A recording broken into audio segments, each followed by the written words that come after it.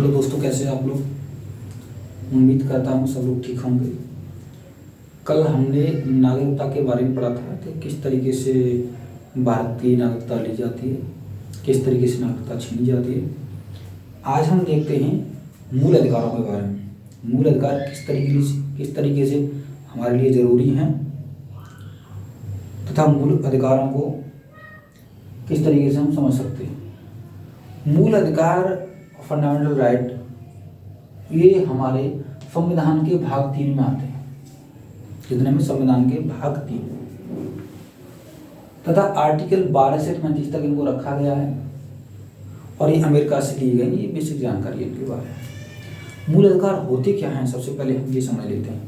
मूल अधिकार दिए किसको जाते हैं? मूल अधिकार दिए जाते हैं नागरिकों को। हमारे संविधान में जो मूल अधिकार दिए गए नागरिकों को, नागरिकों को क्यों दिए गए? ये दिए गए राज्य के खिलाफ। अच्छा, राज्य के खिलाफ क्यों? राज्य के खिलाफ क्यों दिए गए? राज्य के खिलाफ ऐसे दिए गए कि संविधान जब बन रहा था, संविधान निर्माता जब संविधान का निर्माण कर रहे थे तो उन्हें लगा कि अगर हम राज्य को सारे कानून दे देंगे, सारे रूल रेगुलेशन बनाने की शक्ति राज्य को दे देंगे, तो आगे चल करके राज्य ऐसी शक्तियां बना देगा जिससे नागरिकों का तो काम तमाम हो जाएगा। तो नागरिकों को कुछ ऐसी ढाल दे दी जाए जो कि राज्य कुछ भी बना ले, लेकिन नागरिकों को उन चीजों से फर्क ही नहीं पड़े। तो इन चीजों को बोला गया मूल अधिकार। बानी अच्छा, फर्क नहीं पड़े तो इनका संरक्षक कौन माना जाएगा? तो संरक्षक माना जाएगा सुप्रीम कोर्ट। सुप्रीम कोर्ट अगर किसी भी नागरिक के मूल अधिकार कम होते हैं या उनका हनन होता है तो वो नागरिक कहाँ जाएगा? Supreme court. इस बात को हम आगे समझेंगे कि किस तरीके से किस आर्टिकल के तहत जाएगा। अब हम समझते हैं कि जो मूल अधिकार लागू होते हमारे संविधान के अंदर, तो कौन कौन सी समितियां थीं, किस तरीके से उनको चर्चा में लाया गया, इस बात पर हम ध्यान देते हैं। थोड़ा सा हुआ क्या था कि कैबिनेट मिशन आया था, तो कैबिनेट मिशन ने बोला, कैबिनेट मिशन के द्वारा संविधान सभा की गठन हुआ था। तो कैबिनेट मिशन बोलता है संविधान सभा को बुला करके कि संविधान सभा इधर आइए। संविधान सभा जाती है कि यार ऐसा करो कुछ कि ये मूल अधिकारों से संबंधित यार कोई समितियाँ वगैरह बनाओ तो थोड़ा लोगों का भला हो। संविधान सभा ने ये बात, कैबिनेट साहब आप बात तो सही कह रहे हो, माने ठीक है। तो संविधान सभा ने क्या किया? वल्लभ भाई पटेल को बुला लिया। वल्लभ भाई पटेल को कहा गया कि वल्लभ भाई पटेल आप एक परामर्शदात्री समिति बनाओ। परामर्श मतलब आप हमको सलाह दो, आप विद्वान आदमी हो, बढ़िया आदमी हो, अपने देश का एकीकरण किया है। बोले हाँ भैया, वो तो मैं एकीकरण किया हूँ। सरदार वल्लभ भाई पटेल चौड़े हो गए, मानी तो भैया क्या है कि परामर्शदात्री समिति बनाओ। बना देते हैं। बोले कैसी? कि ऐसी समिति बनाओ परामर्शदात्री जो मूल अधिकारों की मतलब देखे कि मूल अधिकारों को लागू कैसे किया जाए नागरिकों के लिए। अच्छा, अल्पसंख्यकों के लिए भी देख लेना। वल्लभ भाई पटेल से बोले अल्पसंख्यकों के लिए भी देख लेना। वल्लभ भाई पटेल ने कहा ठीक है देख लेंगे भैया, अल्पसंख्यकों के लिए भी देख लेंगे। अच्छा, अल्पसंख्यकों की बात क्यों की जा रही है यहाँ पर? जो अल्पसंख्यक बोलते हैं जो संख्या में कम होते हैं, वो कोई भी हो सकते हैं। अगर हिंदू पाकिस्तान के अंदर अगर चला जाए तो वहाँ पर अल्पसंख्यक माना जाएगा। यहाँ पर बहुत सारी जो उसको इंग्लिश में माइनॉरिटी बोलते हैं, तो उसे अल्पसंख्यक बोलते हैं। इनके लिए मूल अधिकार को थोड़ा सा इनको मतलब और छूट दी गई मूल अधिकार के अंदर। क्या होता क्या है कि जो लोग संख्या में कम होते हैं, अगर उनको ठीक से उनके साथ व्यवहार नहीं किया जाता तो उनके अंदर हीन भावना उत्पन्न हो जाती है और वो देश के प्रति अच्छा नहीं सोच पाते हैं। देश के प्रति उनके अंदर ऐसा लगने लग जाता है कि भाई ये देखो हमारे साथ पक्षपात हो रही है। तो इसके लिए भी समिति बनाई गई। ये जो मूल अधिकारों को देखेगी उसके लिए जेबी कृपलानी की अध्यक्षता में समिति बनाई गई, और जो अल्पसंख्यकों के अधिकारों को देखेगी उसके लिए एच.सी. मुखर्जी की अध्यक्षता में समिति बनाई गई। और ये दोनों उप समिति थी। परामर्शदात्री समिति थी सरदार वल्लभ भाई पटेल जी की। वही ठीक है। इन समितियों ने क्या किया कि इन समितियों ने अपनी रिपोर्ट सौंपी संविधान सभा को कि हाँ भाई हम संविधान को लागू कर सकते, मूल अधिकार को लागू कर सकते हैं। ठीक है भाई। तो मूल अधिकार को लागू करने से हुआ क्या भैया कि मूल अधिकार लागू करने से ये नागरिक को इस बात की गारंटी देंगे कि भैया ये तुम्हें अधिकार दिए जाते हैं, इनको कोई नहीं छीनेगा। बोले कोई नहीं छीनेगा। नागरिक बोले ठीक है भैया ये तो अच्छी बात है, अगर तुम हमें अधिकार दे रहे हो कोई नहीं छीनेगा, लेकिन भैया अगर कोई छीनेगा तो हम कहाँ जाएंगे? बोले हाँ ये भी बता देते हैं। बोले अगर कोई छीनता है तो सबके पिताजी बैठे हुए हैं कौन, सुप्रीम कोर्ट, अपने पिताजी के पास चले जाना, वो देख लेंगे, ठीक है। तो ये क्या होता है कि ये एक आदमी को उसके मेंटली इस तरफ से फ्री रहने की कोशिश करता है, देता है कि अगर मूल अधिकार हमें मिल जाता है तो हम एक अपने आप में अपने दिमाग में स्वतंत्र महसूस करते हैं। अभी ये मैं इधर पढ़ा रहा हूँ, आप उधर पढ़ रहे हो, सब लोग तो ये क्या, ये मूल अधिकारों का तो प्रताप है। तो क्या होता है कि अच्छा मूल अधिकारों का ये कहाँ से, ये मूल अधिकारों क्या है कि इसको भाग 3 को, ये भारत का मैग्ना कार्टा किसे कहा जाता है, तो ये भाग 3 को कहा जाता है, भाग 3 को मैग्ना कार्टा कहा जाता है। मैग्ना कार्टा क्या था, इंग्लैंड के राजा थे राजा जॉन, इंग्लैंड के कौन थे, राजा थे राजा जॉन। तो उन्होंने 15 जून 1215 को अपने नागरिकों के लिए एक लिखित घोषणा पत्र जारी किया कि अधिकारों का, उनकी स्वतंत्रता का और अधिकारों का, तो उसे वहाँ मैग्ना कार्टा कहा गया। तो उसे वहाँ मैग्ना कार्टा कहा गया, तो वहीं से हमने भी इसका नाम बोला, वहाँ पर ऐसा काम हुआ तो यहाँ पर भी हम इसे मैग्ना कार्टा के नाम से बोल देते हैं, ठीक है भाई। इसके बाद हम समझते हैं कि भाई जो आर्टिकल दे रखे हैं हमें, आर्टिकल देखते हैं, आर्टिकल आपके एग्जाम में क्वेश्चन आता है कि कौन से आर्टिकल विदेशियों को दे रखे हैं, कौन से आर्टिकल भारतीयों को दे रखे हैं। तो article 15, article 16, article 19, article 29, article 30 ये किसे दे रखे हैं, भारतीयों को, किसे दे रखे हैं, भारतीयों को। ऐसे याद कीजिए, आर्टिकल 15, 16, ठीक है, आर्टिकल 19, 29 और 30, केवल 5 आर्टिकल हैं जो भारतीयों को दे रखे हैं, वो विदेशियों को नहीं दे रखे। बाकी आर्टिकल भारतीयों को भी दे रखे हैं और विदेशियों को भी दे रखे हैं। इन आर्टिकलों पे हम विशेष चर्चा करेंगे आगे चल करके, ठीक है भैया, नहीं दे रखे।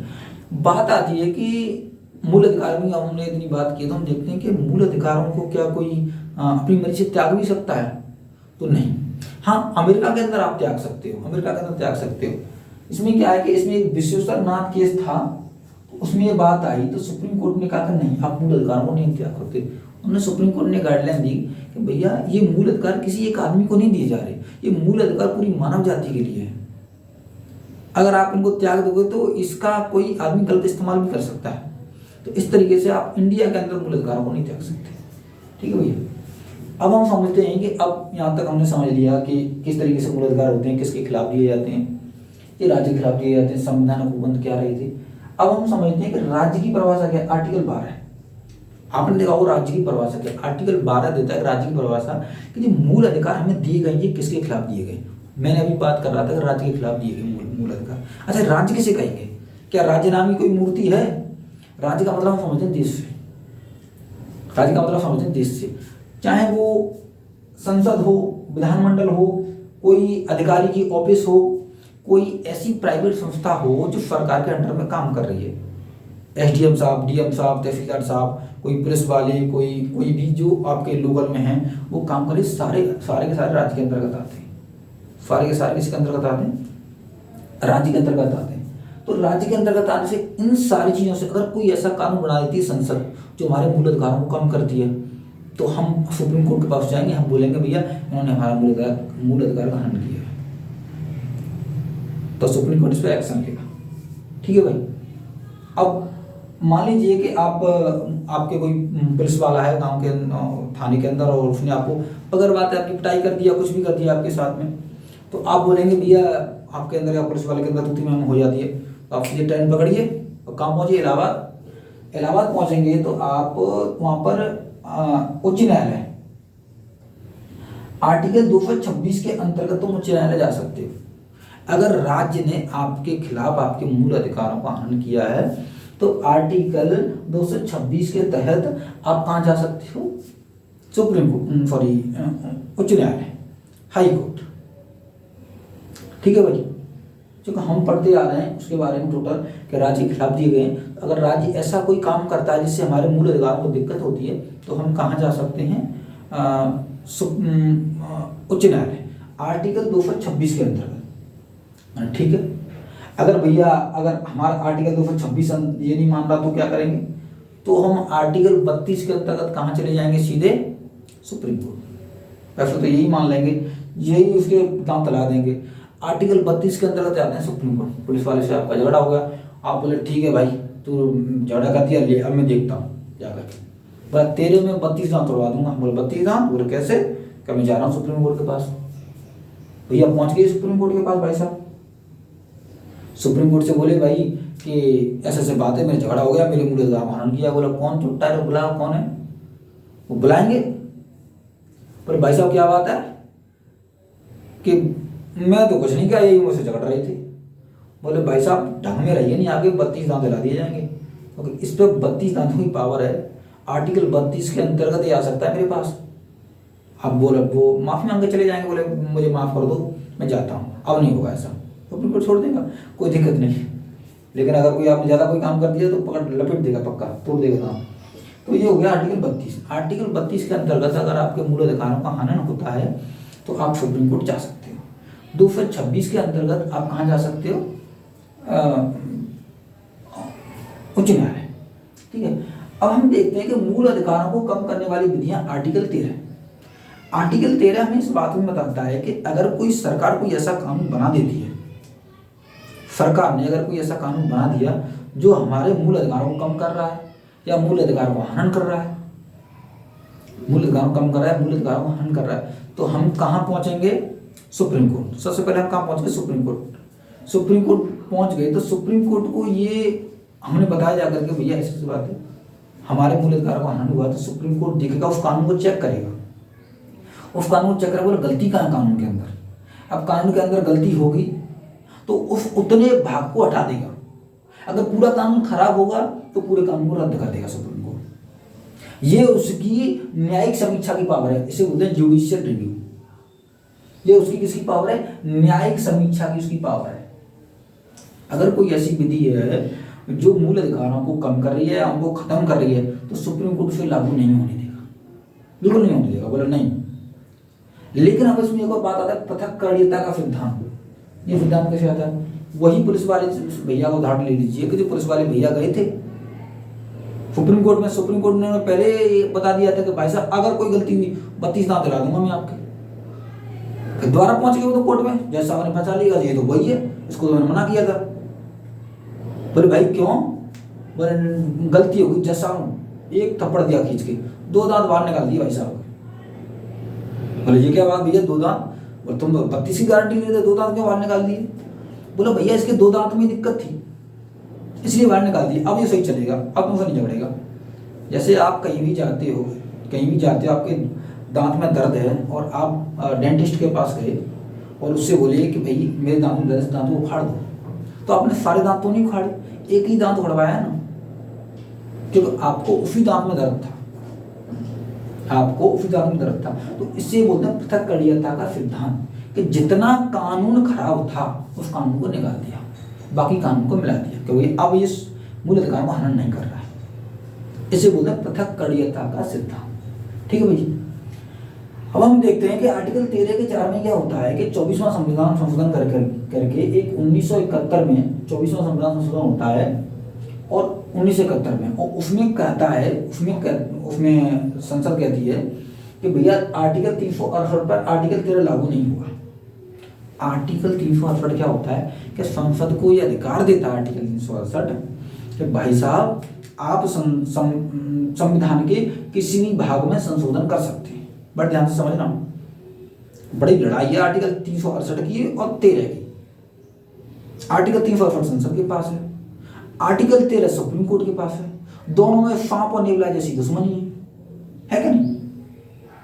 दोनों में सांप और नेवला जैसी दुश्मनी है। आर्टिकल 368 संसद के पास। अब संसद क्या करेगी कि संसद ने कोई कानून बनाया, उन्होंने 1971 की बात चल रही है, इंदिरा गांधी जी के समय की, तो उस समय क्या हुआ कि 368 आर्टिकल 13 उन्होंने किया कि अगर संसद ने कोई संशोधन किया तो आर्टिकल 13 के अंतर्गत सुप्रीम कोर्ट से बुला नहीं सकता अपने पास कि भैया ये तुमने कानून गलत बना दिया, आर्टिकल 13 का प्रयोग करके मेरे पास आ जाओ, क्योंकि मैं देखूंगा कहाँ कानून गलत है, मुझे मेरे पास जुडिशियल रिव्यू है, न्यायिक समीक्षा है। तो उसने बोला नहीं, अगर हमने 368 के अंदर कानून बनाया तो तुम नहीं देख सकते।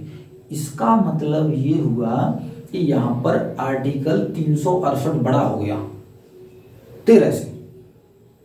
ठीक है भाई, उसी बीच में क्या आता है कि एक केस आता है, कौन सा? एक केस आता है एक के पहले ऑलरेडी केस आ रखा था, शंकरी प्रसाद वर्सेस भारत संघ। 3 केस से समझते हैं हम। 1951 में आते हैं। शंकरी प्रसाद थे, पश्चिम बंगाल के रहने वाले थे, एक विधायक थे। तो इन्हें लगा कि इनके मूल अधिकारों का हनन हुआ है, तो ये पहुंचे भाई साहब, पहुंचे। तो इन्होंने बोला इसमें कि आर्टिकल संसद ने क्या किया कि उसमें संशोधन करके वो उनके मूल अधिकार को हनन किया था, थोड़ा सा तो हनन किया था। तो सुप्रीम कोर्ट के पास गए, तो सुप्रीम कोर्ट ने बोला कि भैया ये तो 368 के तहत हो रखा है और मैं तो आर्टिकल 13 लागू ही नहीं होता, 368 बड़ा है मेरे से, तो भैया मैं ये नहीं कर सकता। सुप्रीम कोर्ट को कहीं ना कहीं चिड़चिड़ापन लगा कि यार ये नहीं कर पाया शंकरी प्रसाद जी का, और यार मैंने नहीं लौटा दिया। शंकरी प्रसाद भैया लौट गए, बोला कि नहीं यार मैं तो ये नहीं कर सकता। दूसरी बात बोले कि आने दो, दूसरा केस को ही आने दो। उसमें गोलकनाथ जी पहुंच गए, ये पंजाब राज्य के थे गोलकनाथ जी। जमीन का विवाद था, इनका 500 एकड़ जमीन थी, तो सरकार इनको हड़प करना चाही थी। उस समय में क्या हो रहा था कि कोई भी अगर जमीन सरकार अधिग्रहण कर रही थी जमीन का, तो उसे 9वीं अनुसूची में डाल रही थी। 9वीं अनुसूची ये कहती थी कि भैया इस 9वीं अनुसूची में जमीन को डाल दो, चाहे केरल की जमीन हो, चाहे पंजाब की हो, चाहे कहीं की हो, उसमें डाल दो। डालने के बाद वो आर्टिकल 13 से बढ़िया है, तुम सुप्रीम कोर्ट नहीं जा सकते। आर्टिकल 13 उसका जुडिशियल रिव्यू नहीं कर सकता। अच्छी बात है। अब हुआ क्या उसमें कि गोलकनाथ जी पहुंच गए। तो सुप्रीम कोर्ट तो पहले से ही उसका दिमाग खराब हो रखा था कि भाई साहब ये 368 बड़ा चल रहा है मेरे से, मैं कुछ नहीं कर पा रहा, मैं तो मना कर दिया, फरियाद भी नहीं सुन पाया। तो सुप्रीम कोर्ट ने इसमें गाइडलाइन जारी की कि भैया ऐसा है कि आर्टिकल 13 के अंदर सारी चीजें आती हैं, सब चीज, चाहे तो वो सामान्य विधि हो कोई, चाहे संविधान संशोधन 368 हो, चाहे तो सामान्य विधि हो, चाहे संविधान संशोधन 368 हो, सारी चीजें आती हैं। क्या आती है? सारी चीजें। तो गोलकनाथ बना पंजाब राज्य में 1967 में, गाइडलाइन जारी की कि भैया 368 के द्वारा भी मौलिक अधिकारों को कम नहीं कर सकते। 368 के द्वारा भी मौलिक अधिकारों को कम नहीं कर सकते। यहाँ पर आपको देखने को मिला होगा कि आर्टिकल 13 बड़ा हो गया, 368 को कम कर दिया, पर नहीं मैं कर सकता हूँ भैया जुडिशियल रिव्यू, बुला सकता हूँ, तुम 368 के तहत करो या किसी के तहत करो, तुम तो हमको चुतिया समझ रखे हो। बोला ठीक है। दूसरा केस आता है, फिर उसके बाद लेकिन फिर भी उसको टसक रह गई कहीं कहीं। सुप्रीम कोर्ट को बोला यार ये मौलिक अधिकारों को कम नहीं कर सकते, मतलब कहीं ना कहीं अगर कम करने की जरूरत पड़ जाए, कोई ऐसा चांस बन जाए तो मैं क्या करूं, मतलब एक बैलेंसिंग वो नहीं मिल पाया। अब महान क्रांति आने वाली है, अब देखो हमारे जीवन में कितना हो रहा है। अगला केस आता है केशवानंद भारती वर्सेस केरल राज्य 1973 में। सुप्रीम कोर्ट बैठा था इसकी तलाश में, बोला आजा भाई। केशवानंद जी पहुंच गए, ये कहाँ के थे, ये मठाधीश थे केरल में, तो वहाँ के थे। तो ये पहुंच गए, तो इनकी जो मंदिर की जो भूमि थी उसको अधिग्रहण करना चाह रही थी केरल राज्य की सरकार, उसने 9वीं अनुसूची में डाल रखा था। ये पहुंच गई वहां पर। हुआ क्या था कि किसी भी संसद संविधान के किसी भाग में संशोधन कर सकती है। अब यहाँ पर जब पहुंचे, इन्होंने अपनी फरियाद सुनाई, कैसे से बात है। तो सुप्रीम कोर्ट ने पहले बोला कि हाँ आर्टिकल 13 के अंदर मैंने पहले केस में बता रखा था गोलकनाथ वाले में कि मैं रिव्यू कर सकता हूँ। अब इसमें क्या किया कि इसमें एक और बात बताई। गोलकनाथ जी केशवानंद जी आए थे उस केस को लेकर के सुप्रीम कोर्ट में, तो उन्होंने एक और बात बताई। बोला भाई संसद, पहले तो मैंने बोला था कि मौलिक अधिकारों कम नहीं कर सकती, अब मैं एक बात बोलता हूँ, केशवानंद में सुप्रीम कोर्ट साहब बोल रहे हैं, अब मैं एक बात बोलता हूँ, संसद किसी भी संविधान के भाग में संशोधन कर सकती है। संसद किसी भी संविधान के भाग में, आर्टिकल में संशोधन कर सकती है, लेकिन रुको, लेकिन वो जो संसद संशोधन कर रही है आधारभूत ढांचे को प्रभावित नहीं करेगी। जो संविधान जिस समय पर निर्माण हुआ था, संविधान सभा ने निर्माण किया था संविधान का, उसके जो भाव है उसको आप वो नहीं करोगे, तोड़ोगे नहीं, कम नहीं करोगे। अगर आपने ऐसा किया तो मैं आपको आर्टिकल 13 के तहत जुडिशियल रिव्यू बुला लूंगा, चाहे आप कहीं भी कुछ भी करिए, चाहे आप कहीं भी कुछ भी करिए। और ये जो केस था आधारभूत ढांचे का, ये इसमें सबसे बड़ी बेंच 13 न्यायाधीशों ने भाग लिया और 7:6 के अनुपात से निर्णय आया। 7 जज एक तरफ थे, 6 जज एक तरफ थे। और इसी केस में आया निकल के भैया आधारभूत ढांचे सिद्धांत, मूलभूत ढांचा, और सुप्रीम कोर्ट ने इसमें एक और बात बोली कि भैया मूलभूत ढांचे को कौन बताएगा कि मूलभूत ढांचा क्या, बोले मैं बताऊंगा भाई मूलभूत ढांचा क्या, पर अभी नहीं बताऊंगा मैं जब तुम किस लिए क्या होता है बता दूंगा मूलभूत ढांचे में। अब आपको देखने को मिला होगा कि यहाँ पर आर्टिकल 13 बढ़ा होगा 368 से फाइनली, ठीक है। पूरा कहता है कि संपत्ति का अधिकार था, उसे 44वें संविधान संशोधन द्वारा 1978 द्वारा कानूनी अधिकार बना दिया, क्योंकि उसको बनाने के पीछे कारण था। सरकार उस समय देश आज़ाद हुआ है, सरकार भूमि अधिग्रहण कर रही है, कारखाने फैक्ट्री रेलवे वगैरह कर रही है। अब मान चलो कि आप एक जगह से सरकार रोड निकालना है, आपका घर पड़ रहा है वहाँ पर, आप तो रोड निकलने नहीं दोगे, बोलेगा नहीं मैं तो संपत्ति का अधिकार है, मूल अधिकार है, मैं तो नहीं निकलने दूंगा। तो आपके एक अधिकार के बदले में इतने लोगों का नुकसान हो रहा है, एक रोड निकल जाएगा वहाँ से तो कितने लोगों को बढ़िया मतलब सुविधाएं मिलेगी वहाँ पर, तो उसको उठा करके एक कानूनी अधिकार बना दिया मूल अधिकार को, ठीक है भाई। मुझे लगता है कि अभी आपकी ये समझ में आ गया होगा। इसके बाद हम आर्टिकल 14 से आगे बढ़ेंगे, 14 से लेकर के हम कवर करेंगे आर्टिकल 35 तक और समझेंगे किस तरीके से मूल अधिकार है। अगर आपको अच्छा लगा हो वीडियो तो अपना प्यार दें, धन्यवाद।